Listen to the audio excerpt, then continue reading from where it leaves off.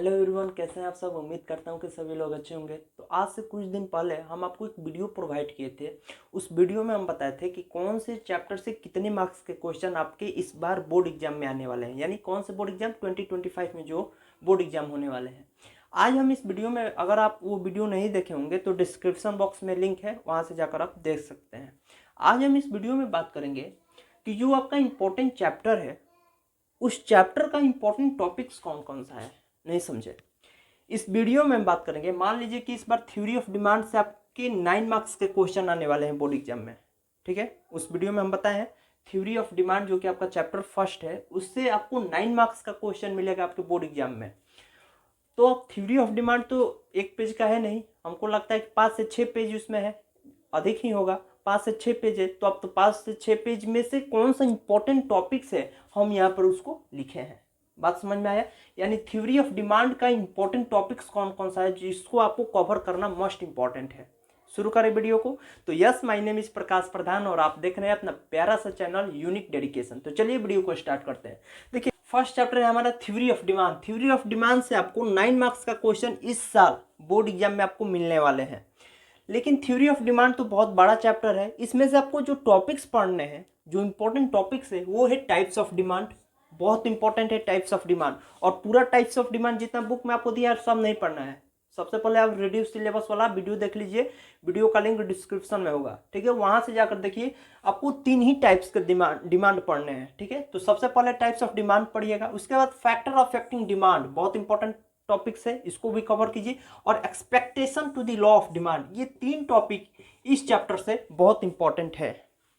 फिर से theory of demand से 9 मार्क्स का क्वेश्चन इस बार आपके बोर्ड एग्जाम में आएगा।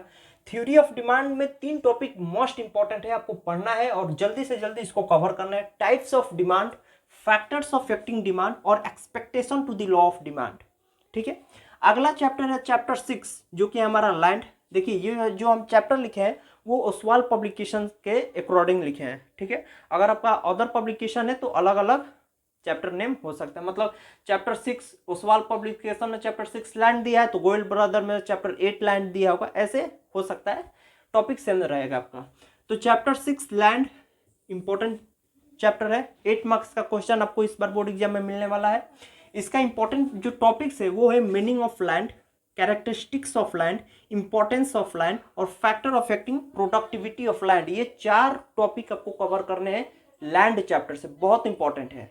ठीक है, अगला चैप्टर है हमारा chapter 9 capital and capital formation. Again इससे भी 9 मार्क्स का क्वेश्चन इस बार आपके बोर्ड एग्जाम में आने वाला है। इसमें 4 टॉपिक इसमें भी है। फर्स्ट है types of capital. Types of capital पूरा जितना टाइप्स दिया आपको पूरा नहीं पढ़ना है, इसलिए बोल रहे हैं कि रिड्यूस सिलेबस वाला वीडियो पहले देखिए। उसके बाद जो हम चैप्टर वाला बताएं कि किस चैप्टर से कितने मार्क्स का क्वेश्चन है, उस वीडियो को देखिए और फिर इस वीडियो पर आइएगा। ठीक है, फिर आपका देखिएगा कितना कॉन्सेप्ट क्लियर होगा और बहुत जल्दी आपका सिलेबस कंप्लीट हो जाएगा। ठीक है, सबसे पहले आपको रिड्यूस सिलेबस देखना है, कौन सा टॉपिक पढ़ना है, कौन सा नहीं पढ़ना है, कौन सा टॉपिक इस बार आ रहा है, कौन सा नहीं आ रहा है, ये हो जाएगा। उसके बाद सेकंड आपको वीडियो देखना है कि कौन से चैप्टर से कितने मार्क्स का क्वेश्चन बोर्ड एग्जाम में आने वाला है। ठीक है, जैसे आपका 12th चैप्टर है the state and economic development, उससे सिर्फ 2 मार्क्स का क्वेश्चन आएगा, तो उसको लास्ट में आप कीजिएगा। चैप्टर 13 है आपका इंस्ट्रूमेंट ऑफ स्टेट इंटरवेंशन, उससे 15 मार्क्स का क्वेश्चन आ गया आपके बोर्ड एग्जाम में, तो उसको पहले कंप्लीट कीजिए। ठीक है, तो सबसे पहले मार्किंग स्कीम वाला जो वीडियो है उसको जरूर देखिएगा कि कौन से चैप्टर से कितने मार्क्स का क्वेश्चन आएंगे, और फिर तीसरे नंबर पर इसको देखिएगा। ठीक है, कि मान लीजिए कि आपको थ्योरी ऑफ डिमांड कवर करना है तो इसमें का इंपॉर्टेंट टॉपिक्स कौन सा है। ये फेवरेट टॉपिक है भाई, हर साल इस तीनों टॉपिक से क्वेश्चन आपको मिलेगा। आईसीएसई का ये फेवरेट टॉपिक है जो हम लिखे हैं, इसी से क्वेश्चन बनाएगा आप। ठीक है, तो चैप्टर 9 है आपका capital and capital formation. 9 marks का इस चैप्टर से आपको क्वेश्चन मिलेगा। आपको टॉपिक्स कौन से पढ़ने हैं? Types of Capitals, characteristics of Capitals, capital formation, capital formation place in 3 stage. ये भाई बहुत इंपॉर्टेंट है। ठीक है, इसको जरूर पढ़िएगा एक बार। Capital formation take place in 3 stage. और लास्ट है हमारा फैक्टर अफेक्टिंग कैपिटल फॉर्मेशन। ठीक है, समझ में आ गया? Theory of demand 9 marks, land से 8 मार्क्स और कैपिटल एंड कैपिटल फॉर्मेशन से 9 मार्क्स का क्वेश्चन बोर्ड एग्जाम में आने वाले हैं। और इन तीनों चैप्टर का इंपॉर्टेंट टॉपिक्स आपके सामने हैं। ठीक है, चलिए कुछ और चैप्टर के बारे में डिस्कस करते हैं। अगला चैप्टर है हमारा chapter 13 instrument of state intervention, ये आपकी इकोनॉमिक एप्लीकेशन का सबसे मोस्ट इंपॉर्टेंट चैप्टर है, क्योंकि इस चैप्टर से आपको इस बार 15 मार्क्स का क्वेश्चन बोर्ड एग्जाम में मिलने वाला है। ठीक है, अब यहाँ पर एक कन्फ्यूजन होगा, जिसका उस्वाल पब्लिकेशन बुक नहीं है इकोनॉमिक एप्लीकेशन का, अदर पब्लिकेशन का है, उसमें ये चैप्टर शायद नहीं लिखा होगा, शायद नहीं लिखा होगा।